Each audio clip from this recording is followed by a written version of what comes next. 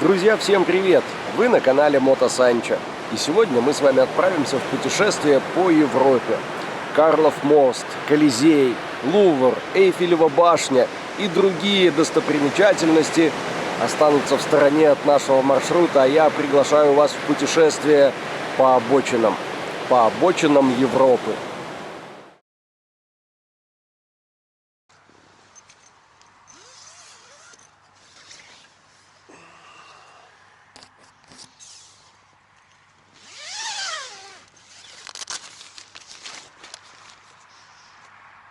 Доброе утро.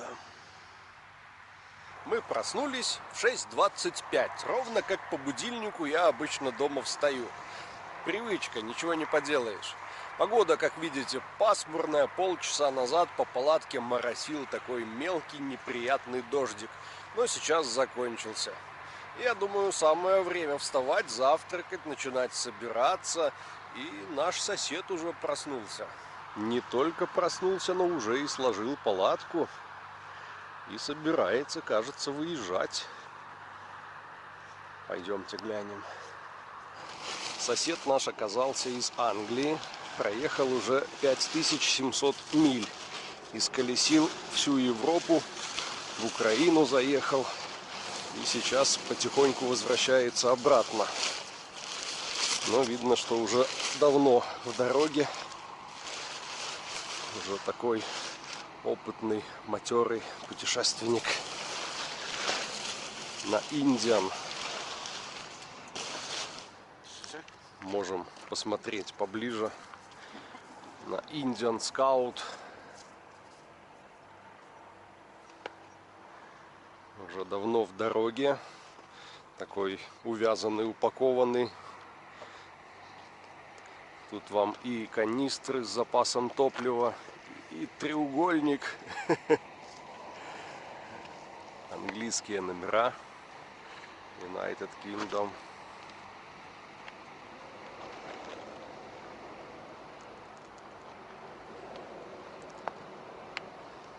И турбопечка-щепочница. Готовится кофе. Wow. At the start of my journey. It's crazy. Пообщались, показал мне кучу фотографий из своего путешествия. Но сейчас у меня есть небольшая работа. Очень сложно переключаться с польского на английский и пытаться что-то понимать и тем более объяснять. Так, что мне здесь надо? Мне здесь нужен мультитул. Дело в том, что я сейчас утром заметил, что у меня трос спидометра был вот в этой петле и поднят, задран вот так. Боюсь, что нам его тогда надолго не хватит. Надо, чтобы он висел свободно. Вот таким образом. А значит, надо вот эту петлю сейчас немножечко перегнуть. Воспользуемся для этого плоскогубцами.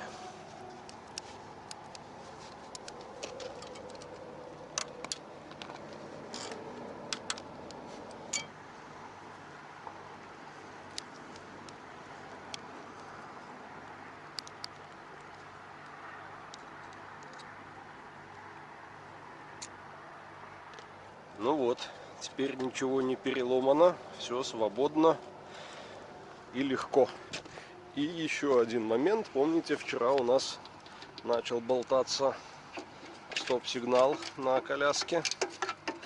Его давайте тоже подтянем, чтобы не отвалился по дороге.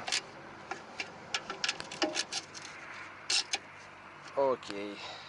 Посетил местное удобство.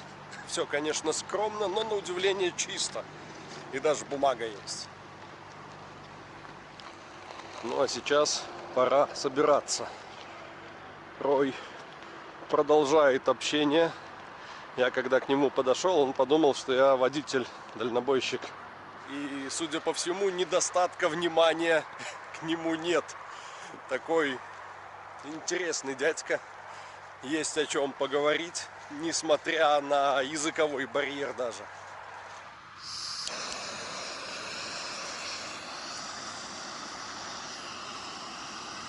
Поставил кипятиться воду. заглянул в наш продуктовый пакет, а там полно муравьев. И здесь вроде ничего открытого нет, но они там ползают, исследуют. Вот думаю, что надо-ка их оттуда выселять. Давайте все достанем. Вон их там сколько. Ребятки, домой. Закипело, забурлило. Чай и кофе.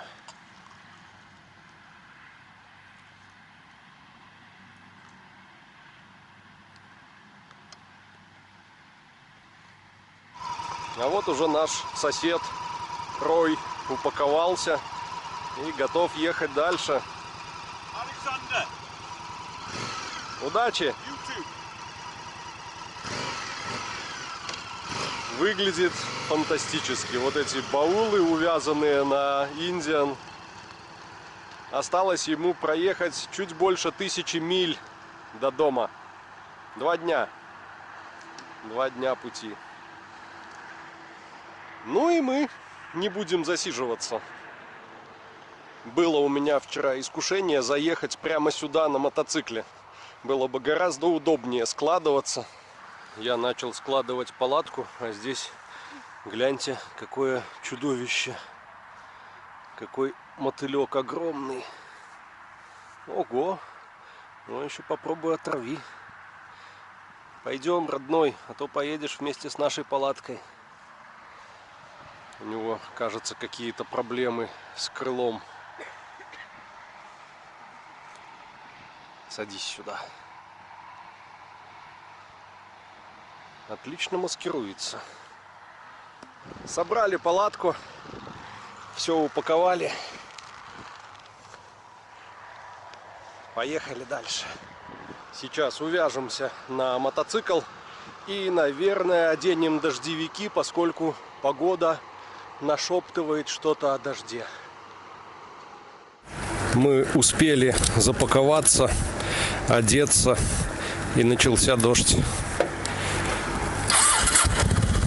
Погреем мотоцикл, пока дозачехляемся, застегиваемся. Видите, вот эта туча, кажется, идет на нас, а ехать нам вот туда, к светлому небу. Направление сегодня держим на город Кобленц, если я не ошибаюсь. Это уже Германия. И там живет один из наших подписчиков, Владимир, который нас приглашал сегодня заехать к нему переночевать. Если доедем, то все получится.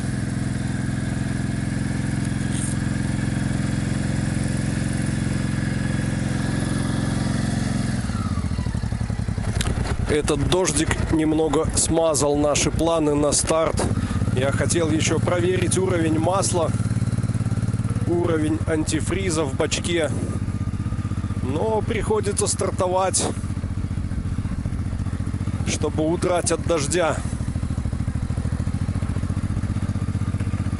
Ладно, по пути разберемся. Какая тут дорога разбитая. Но, в принципе, этот паркинг мне понравился. Спокойно, тихо. А звук проезжающих мимо фур мы ночью представляли себе шумом прибоя. И знаете, что-то в этом есть.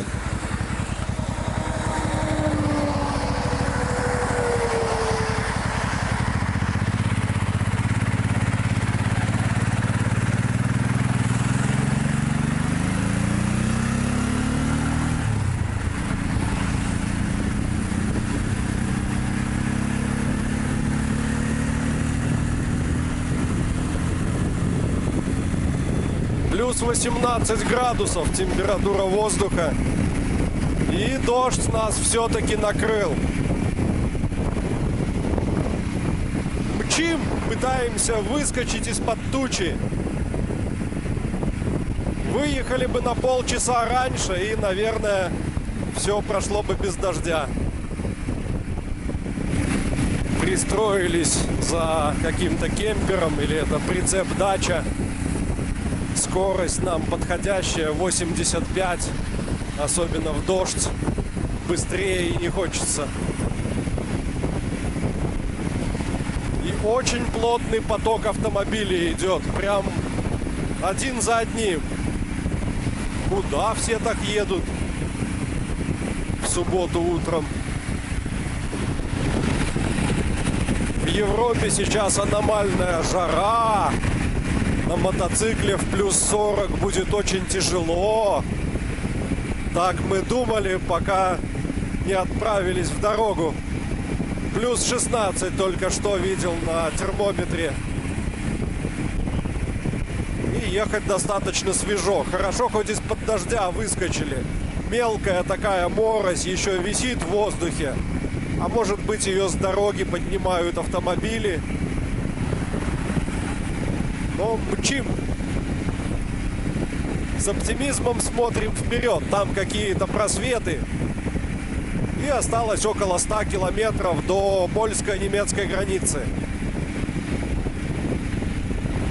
Итак, впереди развязка.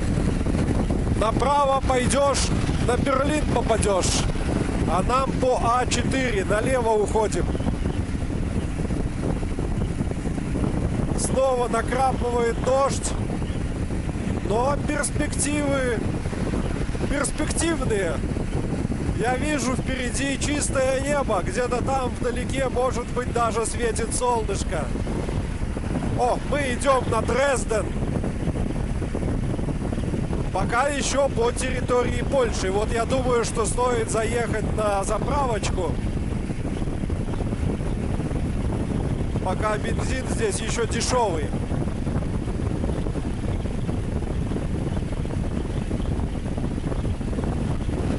Что касается дороги, то пока все довольно привычно.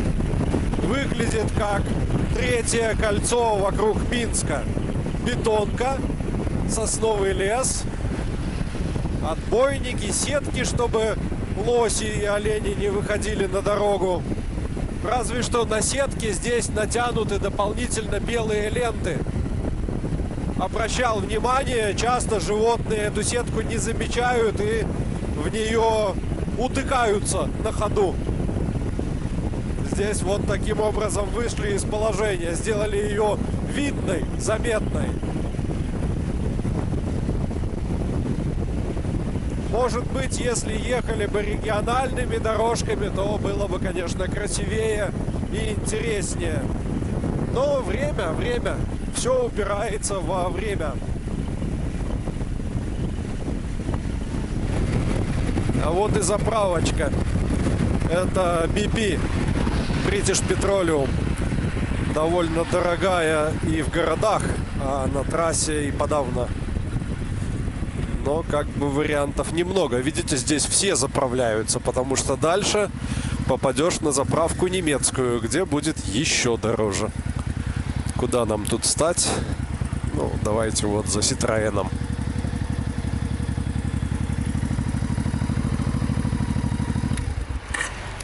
Какая-то сумасшедшая очередь на заправке. И все вот так заправился, пошел, взял себе хот-дог, кофе, сходил в туалет, умылся, расчесался, потом вернулся, сел в машину и поехал. То есть на одну машину уходит минут 15-20. Пользуясь случаем, пока стоим, ожидаем, проверим уровень масла. Нормально, полный щуп. Такое ощущение, что даже больше. Заливаем 95-й. Вошло в бак около 8 литров, 7 с копейками. Очередь сумасшедшая, такой приграничный бизнес. Покупают сигареты, покупают, все покупают. Ну и погнали дальше. Мы упаковались и готовы стартовать, но камеру я, пожалуй, спрячу в карман. Дело в том, что идет дождь, и она мокнет. А также мы скоро въедем в Германию. А в Германии далеко не все можно снимать. Но об этом расскажу чуть позже на следующей остановочке. А сейчас поехали мокнуть.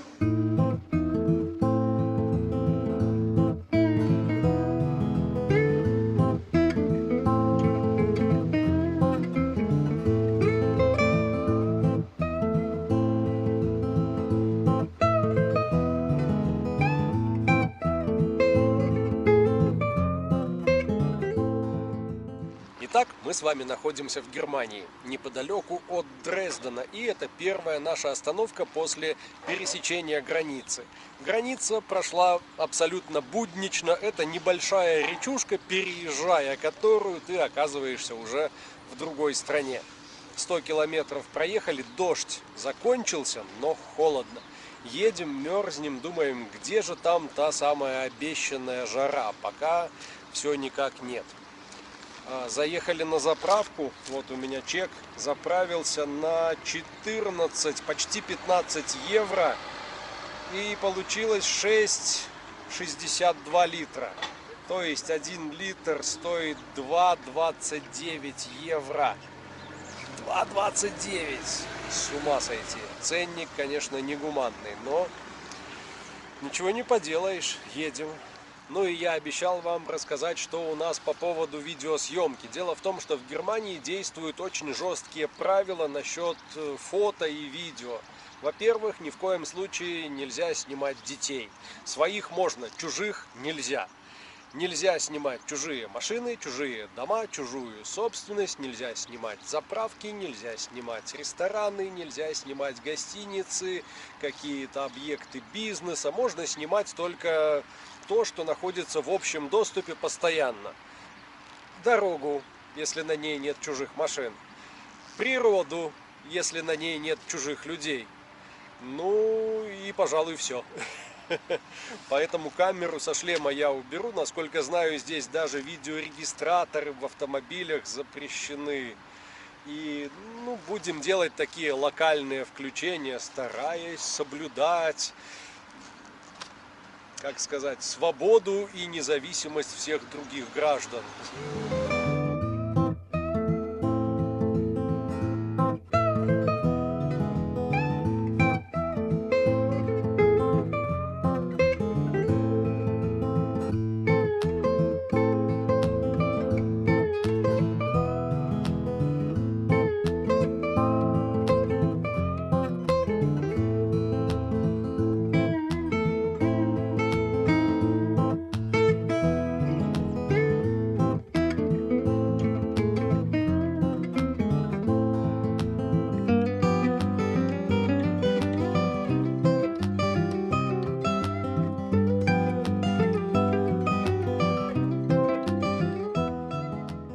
И вот у нас остановка на обед.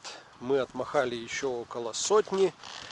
401 километр остается сегодня еще проехать. И я хотел бы сделать небольшой технический обзор. Слышим, работает вентилятор. Температура двигателя держится по центру белой зоны. И раз вентилятор срабатывает, значит 85 градусов там точно есть. Ну и реально около 90. То есть на свою рабочую температуру двигатель выходит. Качает у нас сейчас помпа. Да, проверил, действительно качает. Уровень масла, я за ним слежу, он пока держится. И хотел бы послушать звук двигателя. Мы когда трогались от предыдущей стоянки, отъезжали, мне показалось, что что-то такое было дребезжащее, но вроде нет. Вроде все как обычно. Есть всякие посторонние шумы, но ничего нового не появилось. Окей. Пускай стоит, остывает. Зарядочка тоже есть. Ну и будем обедать. На обед у нас, кажется, бич-пакеты. Пока ребята будут накрывать на стол, мы с вами прогуляемся до местных удобств. Такой симпатичный домик. Ну и в принципе такая парковочка уютная. Можно было бы где-нибудь и стать с палаткой, зашифроваться. Ж и М.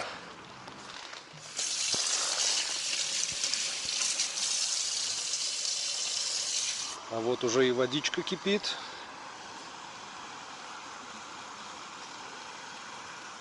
Отлично. А еще, ребят, выглянуло солнышко. Совсем-совсем чуть-чуть, но этого уже достаточно, чтобы стало тепло. А воду оставим, я потом кофейку заварю. Так, чем бы их накрыть?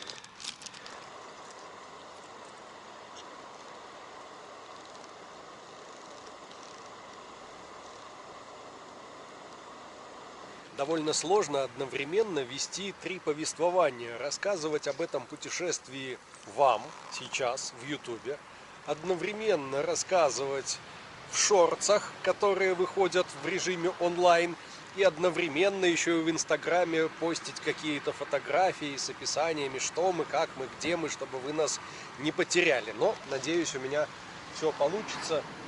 Первый день я пока втягиваюсь, у нас тут закипает водичка для кофейка. Пообедали горяченького, поели, стало хорошо, согрелись, так раздобрели, а еще 400 километров. Почти закипело. Заливаем сюда и затем всю эту чашку сразу на горелку. Заварим кофе. Как только пенка эта начала подниматься, но еще пузырей не пошло, активного кипения не началось, достаточно. Мы уже все сложили и собрались выезжать. Я решил еще разок проверить уровень масла. И у меня появились некоторые подозрения. Мотоцикл, конечно, стоял под углом, под совсем неправильным углом. Но уровень оказался слишком высоким. Давайте сейчас протрем щуп. Я перед выездом масло заливал. И мотоцикл стоял, да, может быть, немножко с уклоном вперед. Может быть, немножко перелил. Но не настолько много. Вот сейчас опускаем. Без закручивания, как я обычно это делаю. Фух. Ну вот столько, сколько и заливал дома. Потому что сейчас, когда достал под уклоном в другую сторону, он показал мне, ну, лихо 2 уровня. И я начал смотреть, что масло слишком жидкое. А похоже оно на эмульсию или нет. Ну, теоретически, откуда может прибавляться масло? Только если антифриз из системы охлаждения пошел в картер. Бензин из бака здесь затечь внутрь двигателя никак не может, поскольку бак здесь, карбюраторы здесь, и бензин закачивается туда бензонасосом. Самотеком, ну, никак не получится. Но, кажется, можно выдохнуть спокойно. Уровень масла ровно как был, сколько получается, 600 километров назад. Как камень с души свалился.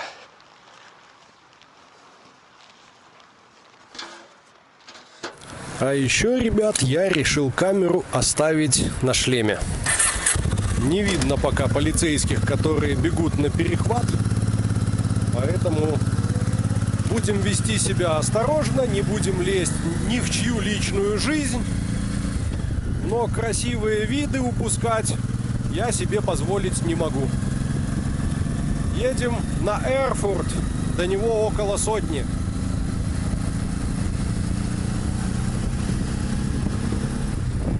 Местность стала холмистой.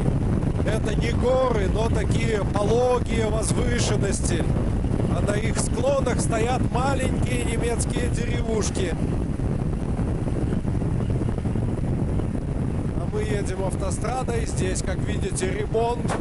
Очень много, кстати, участков с ремонтами, с ограничениями.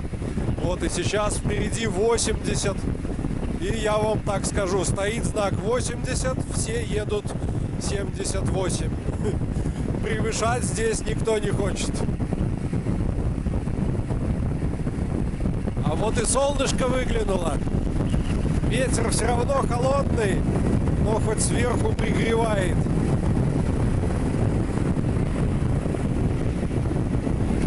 Что у нас тут на очередной развилке? Прямо Франкфурт, Эрфурт, направо Берлин. В Берлин нам не надо. Мы поедем по средней полосе прямо по 4-й дороге. Гляньте на обочину. Здесь вместо забора стоят солнечные панели. Интересное решение. И электричество вырабатывают, и от дороги закрывают, что там, завод какой-то. На спусках мчим на 6-й передаче, а на подъемчике забираемся на 5-й. Так мотору легче. Виды вокруг все интереснее. И местность все холмистее. Мы тут доехали до какого-то города, Йена, кажется. И он остается наверху, а мы ныряем под него в туннель. 4 полосы в каждую сторону. Просторненько так.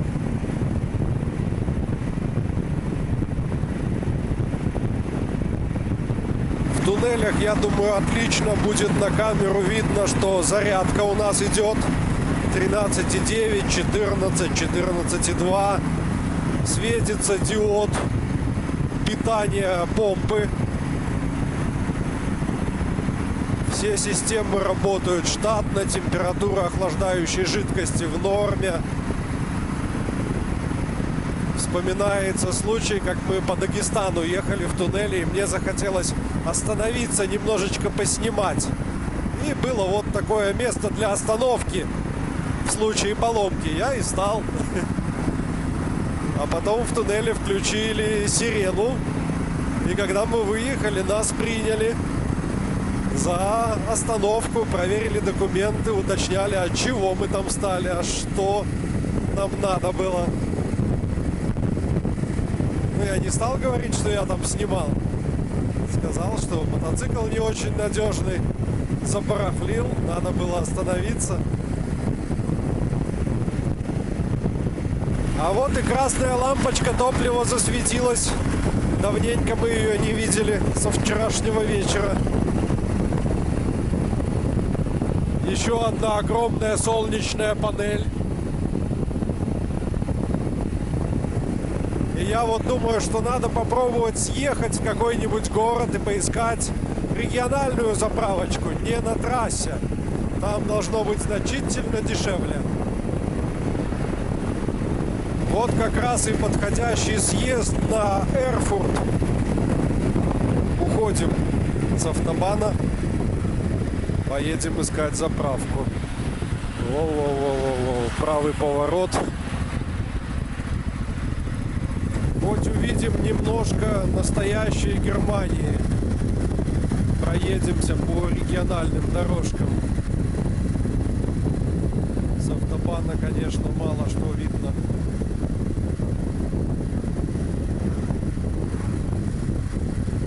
В общем, мы колесили по Эрфурту наугад, смотрели по сторонам, заправку так и не увидели. Остановились возле магазина на парковке, нашли в навигаторе ближайшую заправочку с ценой 1,9 евро. Ну, это лучше, чем 2,29, правда? Вот только едем сейчас в какую-то тучу. Надо быстренько заправиться и уходить обратно на автостраду. Убегать от дождя. Кажется, впереди гроза. Небольшой немецкий городок. Как вам трамвайчик скромный?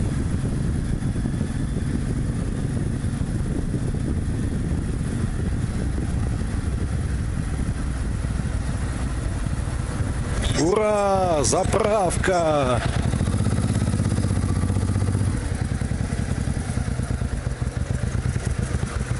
«95-й».